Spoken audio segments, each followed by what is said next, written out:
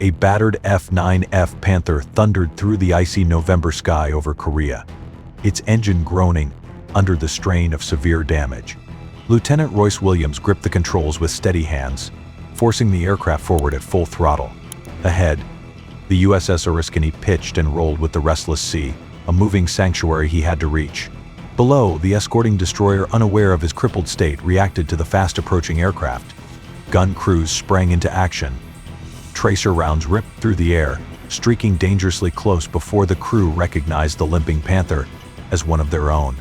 Williams fought against the winds tearing at his aircraft, but the damage was relentless. His controls grew sluggish, barely responding to his desperate adjustments. With the carrier now on high alert, Williams' radio crackled as he reported his predicament. His approach was off by 15 degrees, and his speed was an alarming 200 miles per hour, nearly double the safe landing velocity. On the Oriskany's bridge, the captain gave an urgent command, adjusting course to better align with Williams' erratic descent. But with the ship rolling beneath him and his aircraft barely holding together, the next few moments would determine everything. Either he would execute a near-impossible landing or disappear into the frigid abyss below. USS Oriskany, an Essex-class aircraft carrier, had patrolled the waters off Korea since October 1952, its Air Group 102 launching relentless strikes against enemy targets. Among the key locations was Chongjin, a critical logistics hub channeling supplies from the People's Republic of China and Soviet Vladivostok to North Korean forces. Pilots from Air Group 102 prowled the skies, strafing convoys, destroying trains, and bombing bridges to sever supply lines. Among them was Lieutenant Royce Williams. A native of South Dakota, Williams had left behind his Minnesota National Guard corporal stripes to earn his Navy wings in 1945. Now, flying with Fighter Squadron 781 as part of Air Group 102, he piloted the F-9F-5 Panther, a formidable jet fighter equipped with 4 20mm cannons, designed for both air-to-air dogfights and ground strikes.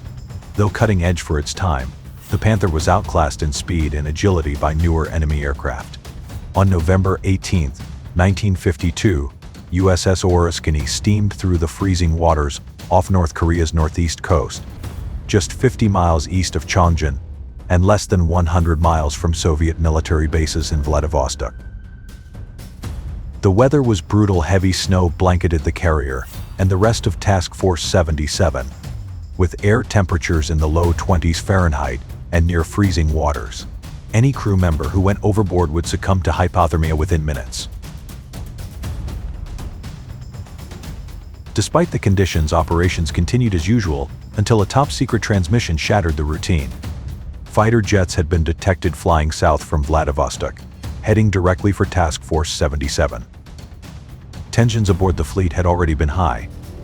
A recent strike near the Russian border had put them on alert for retaliation. But as radar confirmed the inbound aircraft, it became clear these weren't North Korean planes. They were Soviet MiG-15s, and they were closing in fast. The MiG-15 was a lethal adversary, faster, with swept wings and powerful 37mm and 23mm cannons, making it one of the most dangerous jets of the era. By comparison, the F-9F-5 Panther was well-armed but slower, with a top speed of 600 miles per hour, nearly 100th slower than the MiG. The MiG's superior climb rate of 10,000 feet per minute dwarfed the Panther's 4,900, giving it a distinct advantage in vertical combat. Aboard Oriskany, the tension was palpable. The Navy's doctrine was clear: intercept the enemy before they could strike.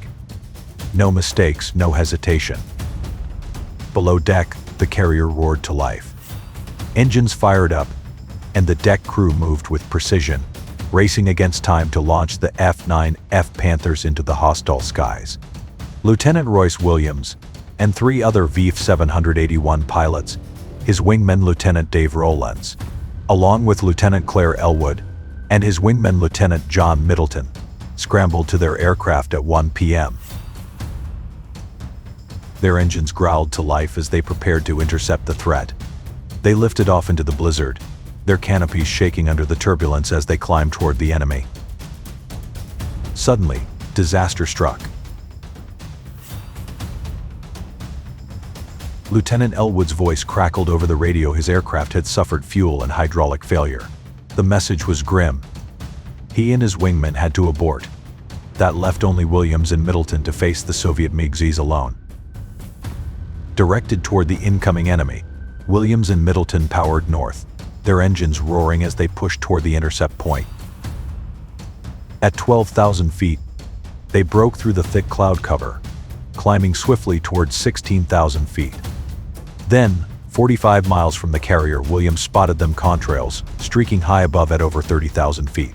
Soviet MiGs. Williams climbed higher, radioing back to Oriskany. Tally-ho, he had visual contact. 7 enemy fighters were in 2 groups, 3 in one formation, 4 in another. Then, as if sensing their presence, the MiGs split apart, diving at full speed, encircling the 2 lone Panthers. His heart pounded as his finger hovered near the trigger. Every instinct told him to fire. But then, a sudden command crackled from the Combat Information Center aboard Oriskany: "Do not engage."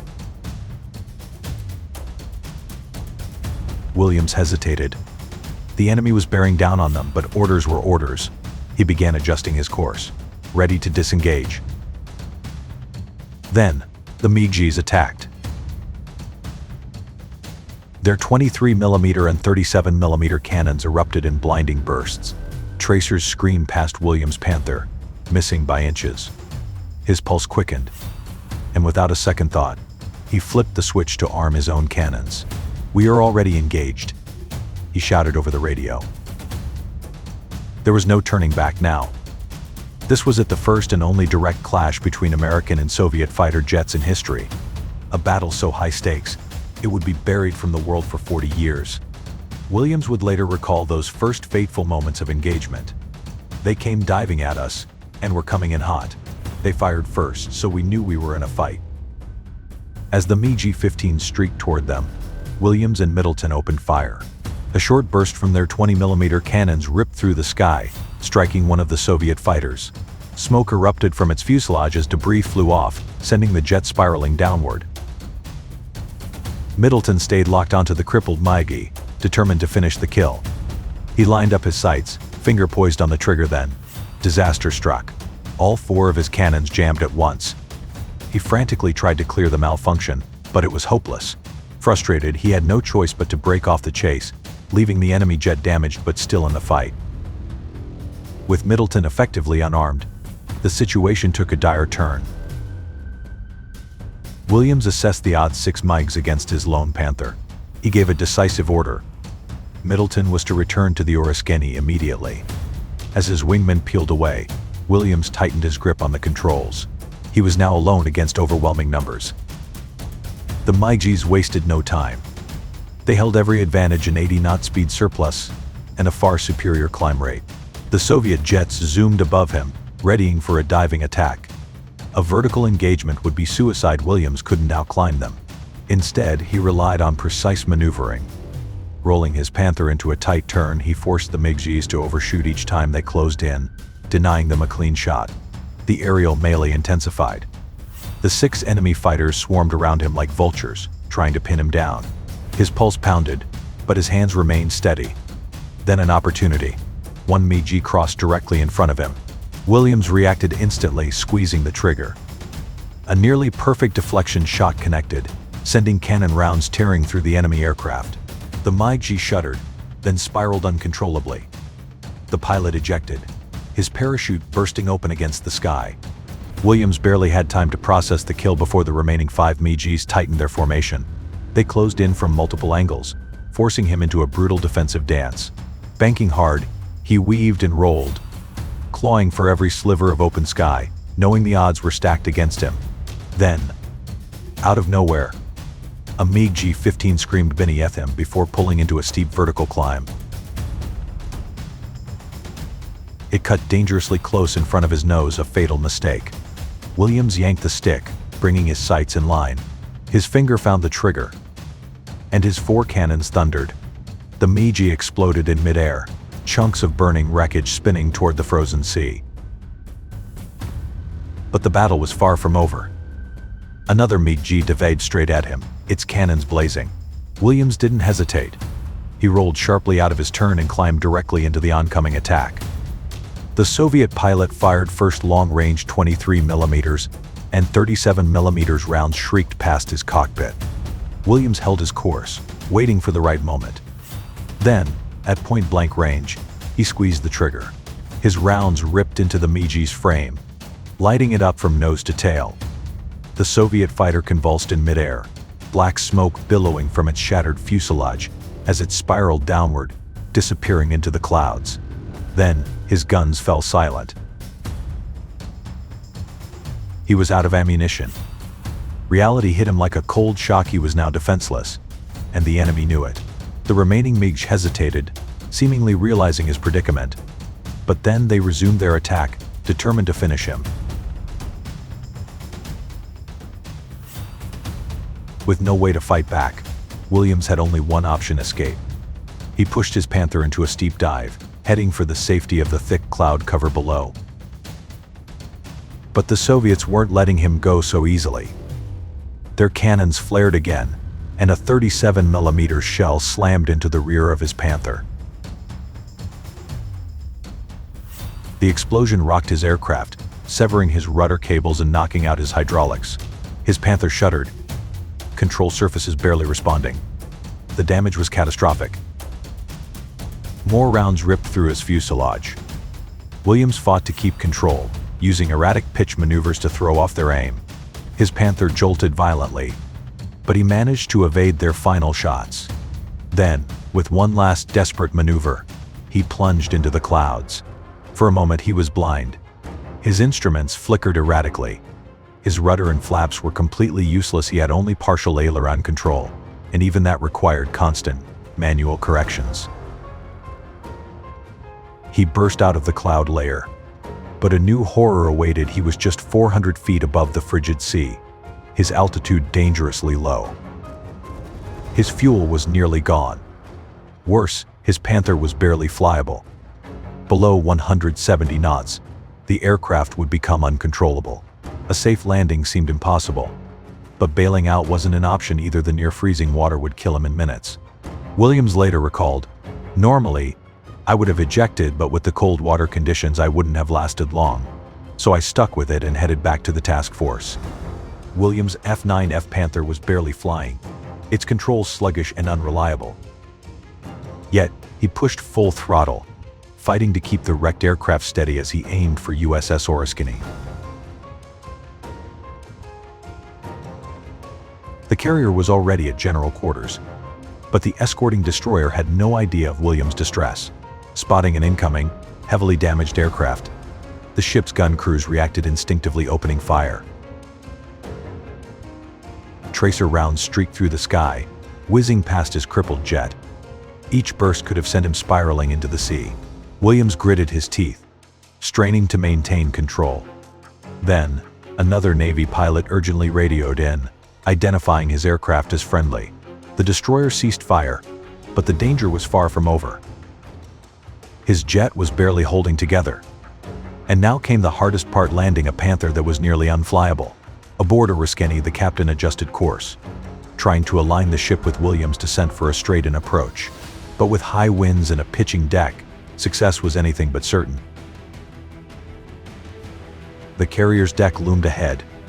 Williams gripped the stick tighter, every nerve focused. He later recalled,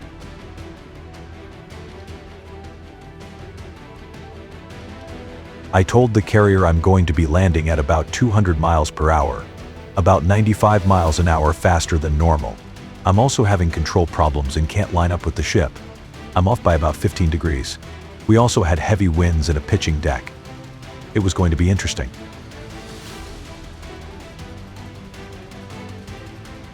The moment of truth arrived. His failing jet screamed toward the deck. Every muscle in his body tensed. Then his arrestor hook caught. The 3-wire snapped tight, jerking the aircraft to a halt. He had made it.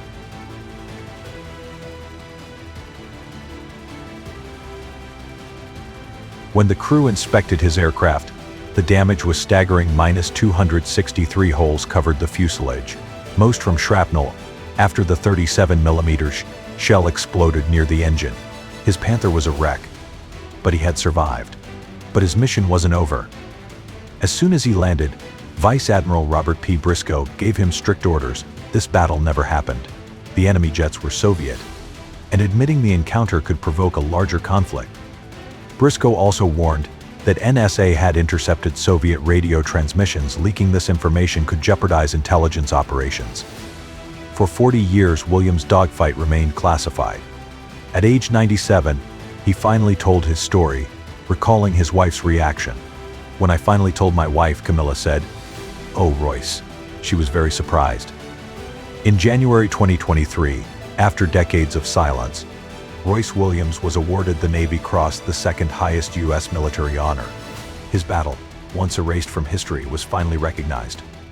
If you enjoyed this incredible untold story of aerial combat, make sure to subscribe to FLYTOP for more hidden war stories and legendary dogfights.